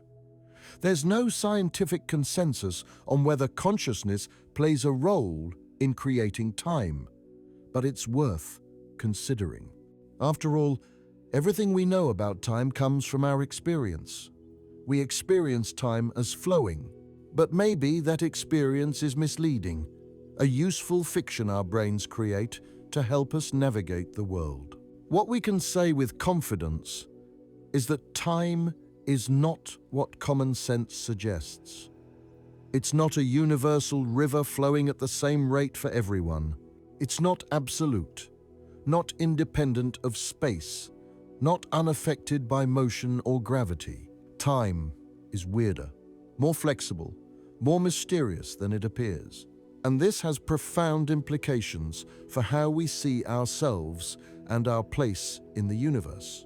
If the block universe is correct, then your entire life, from birth to death, exists as a four-dimensional structure in spacetime. Every moment you've lived and every moment you will live is out there, part of the eternal structure of reality. You're not a thing that exists for a while and then ceases to exist. You're a four-dimensional object, a world line extending through time, and every moment of that world line is real and permanent. This can be comforting. It means that the past isn't gone. It's still out there, still part of reality. The people you've lost, the experiences you've had, they exist in their own time, as real as this present moment. But it also raises questions about free will. If the future already exists, if everything you'll do is already out there in the block, then in what sense do you have free will? Are you just discovering a path that was already laid out? There's no easy answer. Some philosophers argue that free will is compatible with the block universe. Even if the future exists, you still make choices, and those choices determine which path you take through the block. Other philosophers argue that the block universe implies determinism, that everything is fixed and free will is an illusion. This is a debate that goes beyond physics into philosophy and metaphysics. If time is emergent or an illusion, that's even stranger. It means that at the deepest level of reality, time doesn't exist. What exists is something timeless, some quantum state or mathematical structure, and time is just a convenient way we describe patterns in that structure. In this view, saying time is an illusion doesn't mean time isn't useful or isn't part of our experience. It just means it's not fundamental. It's like temperature. Temperature is real. You can measure it. It affects how things behave. But at the fundamental level, temperature is just the average kinetic energy of molecules. It's a statistical property, not a fundamental entity. Time might be similar, a high-level emergent property that's incredibly useful for describing the world, but doesn't exist at the deepest level. Even if time is emergent or illusory in some fundamental sense, it's still the framework within which you live your life. Your experiences are real to you. Your memories, your hopes, your relationships, all of these are structured by time. The fact that time might not be fundamental doesn't make your life less meaningful. It reveals that the universe is stranger and more interesting than you thought. Understanding that time is relative, that it runs at different rates depending on speed and gravity, has real technological applications. GPS wouldn't work without accounting for relativity. Our understanding of time is essential for modern technology. Future technologies, like quantum computers, might rely on understanding quantum mechanics, including its strange relationship with time. If we ever achieve practical fusion energy, it will be because we understand how matter behaves over time at extreme temperatures and pressures. Understanding time also shapes how we think about the future of humanity and the universe. The universe is about 13.8 billion years old. It will continue to exist for trillions of years into the future. Stars will burn out. Galaxies will drift apart as the expansion of the universe accelerates. Eventually, in the far, far future, the universe will reach a state of maximum entropy, the heat death, where no more change is possible, where time, in a sense, stops because there's nothing left to change. The universe becomes a cold, dark, uniform state at maximum entropy. No stars, no galaxies, no structure of any kind. Just particles spread uniformly through an ever-expanding space. This is trillions upon trillions of years away, so far in the future it's almost meaningless to think about. But it's the ultimate fate the universe is heading toward according to our current understanding. On shorter timescales, understanding time helps us think about space exploration and the future of our species. If we ever send humans to other stars, time dilation will be a real factor. Astronauts traveling at high speeds will age less than people on Earth. This could make interstellar travel more feasible from the traveler's perspective. A journey that takes hundreds of years from Earth's perspective might only take decades for the travelers if they're going fast enough. But it also means they'll return to a completely different Earth, separated from their original time not just by distance but by centuries. Understanding time also matters for artificial intelligence. As AI systems become more advanced, they might need to model time and change. How do you create an AI that understands causality, that can plan for the future, that can learn from the past? These are questions that require understanding what time is and how it works. If time is emergent or illusory, how does that affect how we should program AI to interact with the world? On a personal level, understanding time can change how you live your life. If you really grasp that time is finite, that your future is limited, it can motivate you to make the most of the time you have. If you understand that your experience of time is subjective, that time flies when you're engaged and drags when you're bored, you can choose to fill your life with engaging activities. If you understand that memories are your only connection to the past, you can appreciate those memories and work to create positive ones. There's also a psychological benefit to understanding time's weirdness. When you're stressed or anxious, you're often worried about the future or ruminating about the past. But the future doesn't exist yet. It's not real in the present moment. The past is gone. It doesn't exist in the present moment. All that exists is now. This is a core insight of mindfulness and meditation practices. By focusing on the present moment, by recognizing that past and future are mental constructs, you can reduce anxiety and stress. Understanding the physics of time supports this. Time is not what you think. The flow from past to future might be an illusion. All you really have is this moment. Some physicists and philosophers find the unreality of time disturbing. Julian Barber, a physicist who's written extensively on time, argues that time doesn't exist at all. That what we call time is just a sequence of static configurations, like frames in a film. Each moment exists on its own. There's no flow connecting them. Our sense of flow comes from memory, from the fact that each moment contains records of other moments. But there's no actual motion through time. This view, called timelessness, is radical. But it's taken seriously by some researchers.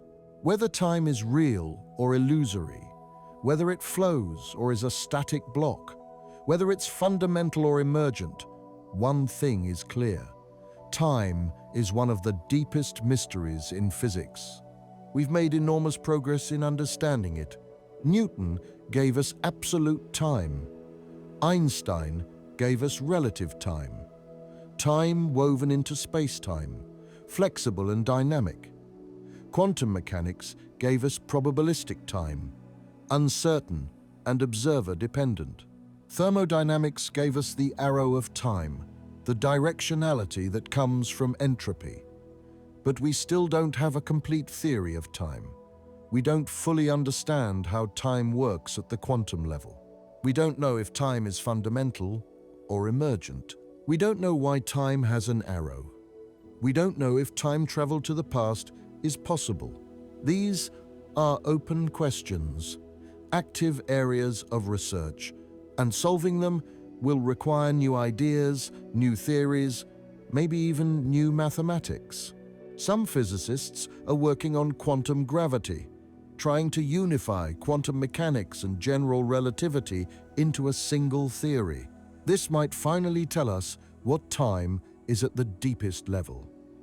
Others are working on cosmology, trying to understand the Big Bang and why the universe started in a low entropy state. Others are studying black holes, where time behaves in extreme ways, hoping to learn something fundamental about time's nature. You, as someone interested in these questions, are part of this journey.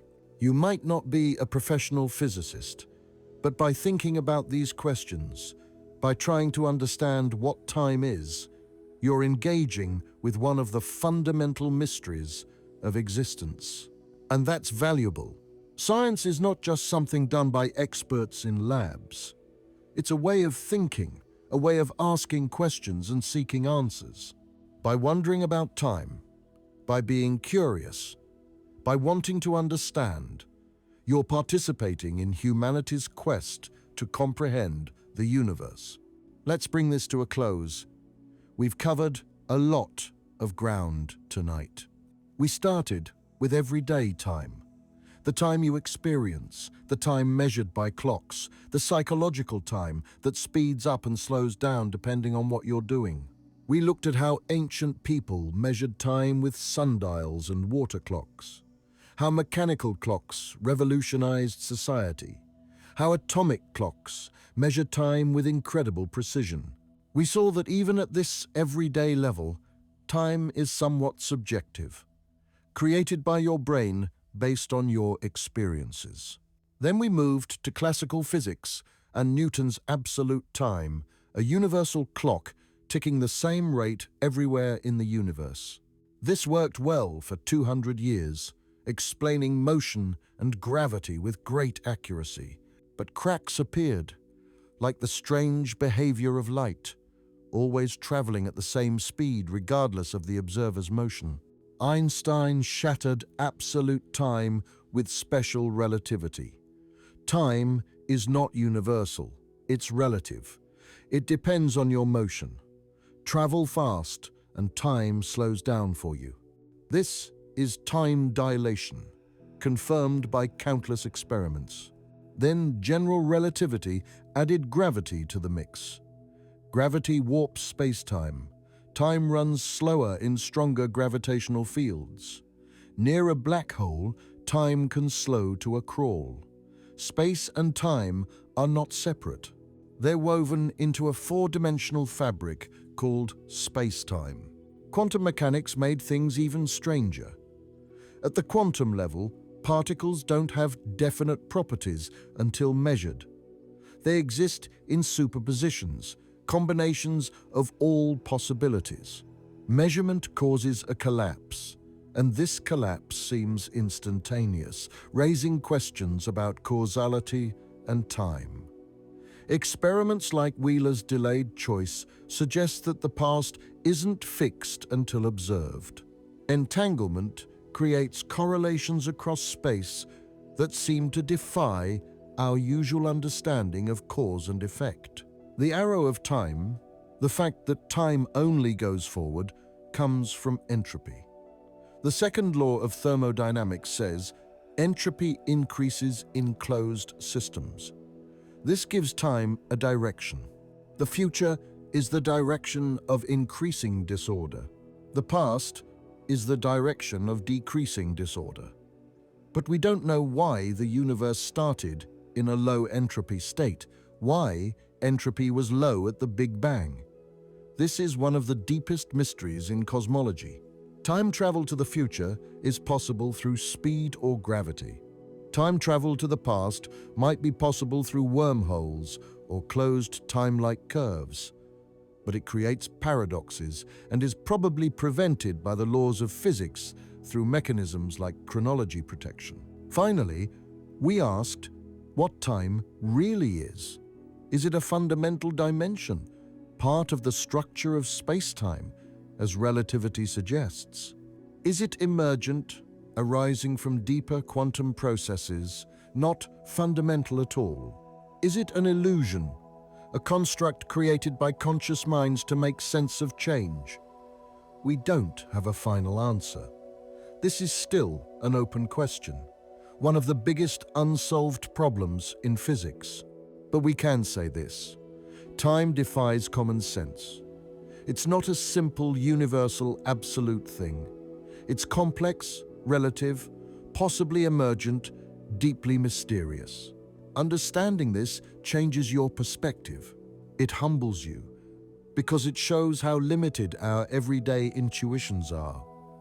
The universe operates in ways that contradict our direct experience.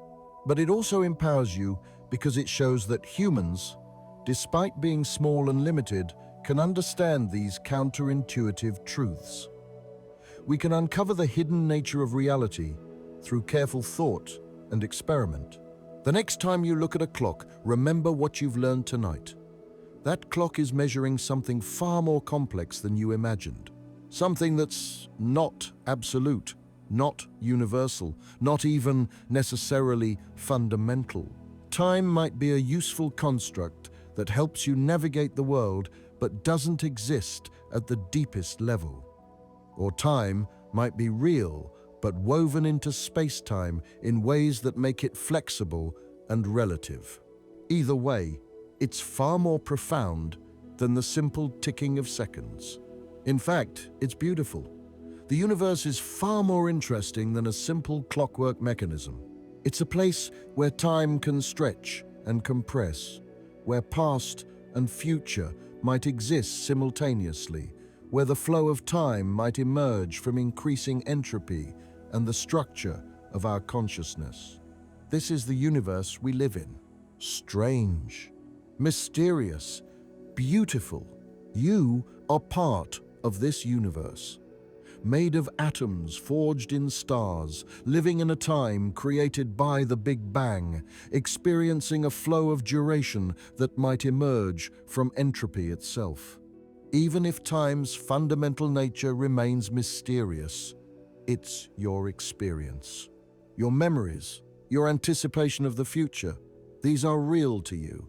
They're the fabric of your life. Understanding that time is strange doesn't diminish your experiences. It enriches them. It shows you that you're living in a universe that's far more wonderful and mysterious than you imagined. So embrace the mystery. Be curious. Ask questions. Think about time. Think about existence. Think about your place in this strange, beautiful universe, whether it's timeless or filled with flowing moments. Because even if time's nature remains uncertain, your ability to think about it, to wonder, to understand, that's real. That's what makes you human. That's what makes life meaningful. Thank you for joining me on this journey through time and beyond time. If you found this exploration valuable, if it changed how you see the world, a like or subscribe would mean a lot. It helps me keep making these deep dives into the cosmos and the fundamental questions of existence. And remember, whether time flows or stands still, whether it's fundamental or emergent, the wonder you feel when contemplating these questions is as real as anything in the universe. Good night, and may you never look at time the same way again.